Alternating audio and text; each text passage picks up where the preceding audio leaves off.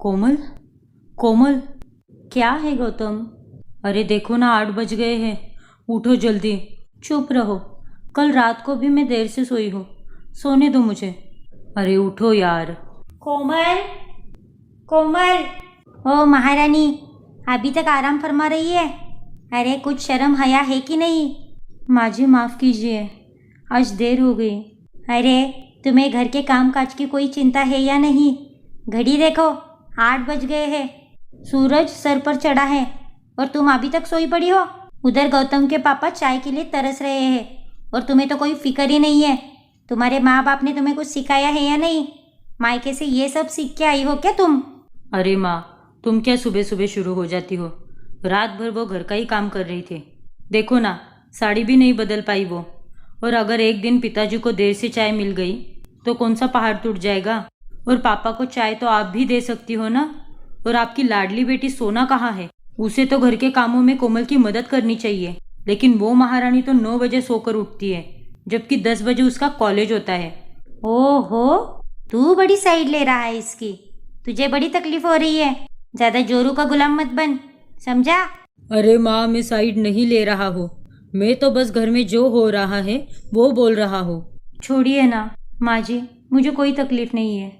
आप चलिए, मैं चाय बना के लाती हूँ। हाँ हाँ, तुम्हें क्यों तकलीफ होगी? पता नहीं पिछले 4 महीने से क्या गुटी पिला रखी है मेरे बेटे को। ये तो अब अपनी माँ से भी जबान लड़ाने लगा है। और तो और, जिसने आज तक अपनी बहन को एक शब्द भी नहीं बोला, उसी बहन के खिलाफ बातें करने लगा है। मेरी ही गलती है जो मैं तुझे इस घर में लेकर आई। जा अब किचन में जाके चाय नाश्ता बना, कल मोही कही के। फिर आशा अपनी बेटी के कमरे में आती है। सोना, सोना, उठ जा बेटा, वरना कॉलेज के लिए देर हो जाएगी। गुड मॉर्निंग मम्मा। गुड मॉर्निंग बेटा, उठ जा अब, 8:15 बज गए हैं। ओह शिट, मैं तो आज भी कॉलेज के लिए लेट हो जाऊंगी माँ। राघव सर का लेक्चर भी मिस हो जाएगा। मैंने तो अलार्म भी लगाया था, पता नहीं बजा कैसे नहीं। अलार्म तो कब से बज रहा था बेटा, लेकिन तुझे सुनाई नहीं दिया। तुम ही खराटे मार रही होगी। क्यों, मैंने सही कहा ना? क्या पापा, आप भी ना। तू चिंता मत कर, मैं गौतम को बोल दूंगा, वो तुझे कॉलेज छोड़ देगा। लेकिन बेटा कल से थोड़ा जल्दी उठा कर। तभी वहाँ कोमल चाय लेकर आती है। ये लो पापा जी, चाय। अरे वाह बेटा, क्या बात है, तुम्हारी चाय तो बड़ी कमाल की होती है। थैंक यू पापा जी। माँ जी, नाश्ता रेडी है, आप आ जाइए नीचे। तुम चलो, हम आते हैं। फिर कोमल वहाँ से चली जाती है। बड़ी तारीफ फूट रही थी बहू के हाथ के बनी चाय की। बड़ा जादू है बहू के हाथों में। अरे अब तक तो मेरी हाथ की बनी चाय ही पीते थे ना, बहू आते ही मेरे हाथ का जादू खत्म हो गया क्या? अरे आशा, तुम भी ना जरा जरा सी बात पर बुरा मान जाती हो। अरे मैंने कब कहा कि तुम्हारी चाय अच्छी नहीं बनती? अब देखो ना, घर की सारी जिम्मेदारी तो बहू ने ही संभाल के रखी है, तो क्रेडिट भी बहू को ही जाएगा ना। चलो, मैं नाश्ता करने जा रहा हूँ, तुम दोनों भी जल्दी से नीचे आ जाओ। फिर वो वहाँ से नाश्ता करने चले जाते हैं। क्या सोच रही हो माँ? पता नहीं इस नागिन ने मेरे पति और बेटे पे क्या जादू कर रखा है। वो दोनों भी मेरे हाथ से निकलते जा रहे हैं। पता नहीं इस नागिन को कैसे घर से बाहर निकाले। माँ, नागिन को बिल से बाहर निकालने के लिए सपेरा बनना पड़ेगा, तभी नागिन को वश में कर पाएंगे। वरना जिस तरह पापा और भैया उसकी तारीफ करते नहीं थकते ना, वो दिन भी दूर नहीं जब वो इस पूरे घर में राज करेगी। नहीं, ऐसा कभी नहीं होगा। इस नई दुल्हन को मैंने उसकी औकात नहीं दिखाई तो मेरा नाम भी आशा नहीं। फिर आशा नाश्ता करने आती है कि उतने में कोमल के हाथ से बर्तन गिर जाता है। अरे अब क्या गिरा दिया तूने? एक काम भी ढंग से नहीं होता। अरे तुम तो दिन रात उसी के पीछे पड़े रहते हो हाथ धोकर। इस उम्र में इतना गुस्सा करना अच्छी बात नहीं है तुम्हारे लिए। थोड़ा संयम से काम लो। बहू को घर आए अभी कुछ ही समय हुआ है और तुम कोई मौका नहीं छोड़ते उसे जलील करने का।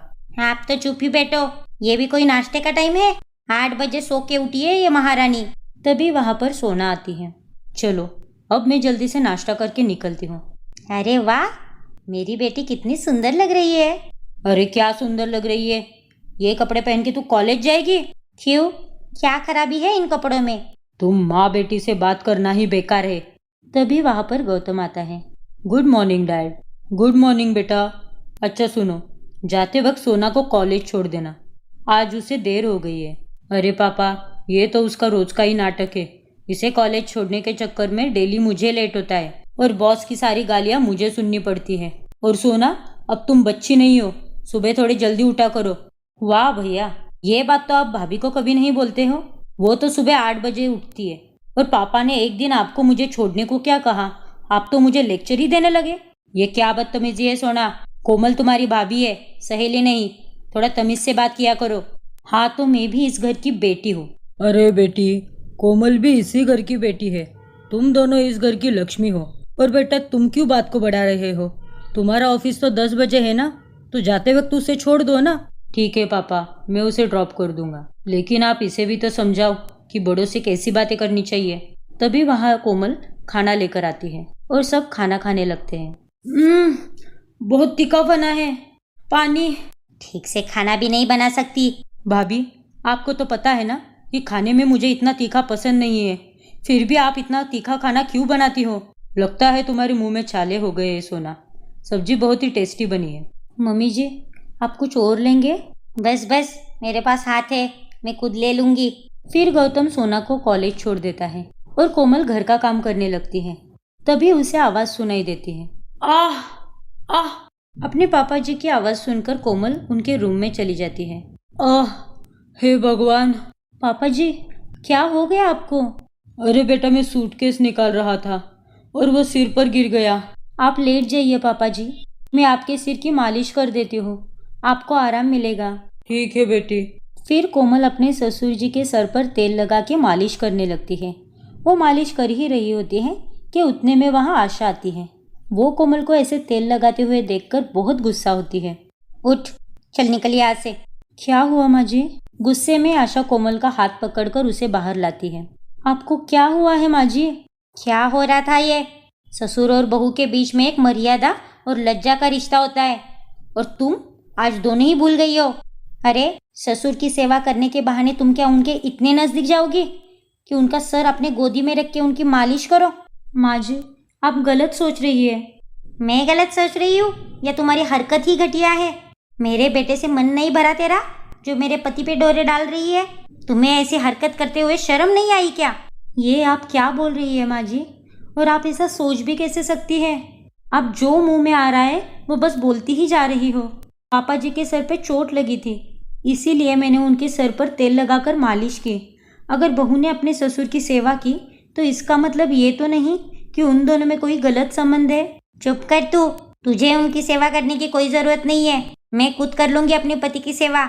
अपनी सास पर गुस्सा होकर कोमल अपने कमरे में आकर रोने लगती है। अब कोमल के साथ आगे क्या होगा जानने के लिए देखिए हमारा अगला एपिसोड। ऐसे ही हर रोज एक नई कहानी देखने के लिए हमारा चैनल अभी सब्सक्राइब करें और बेल आइकॉन दबाना ना भूलें।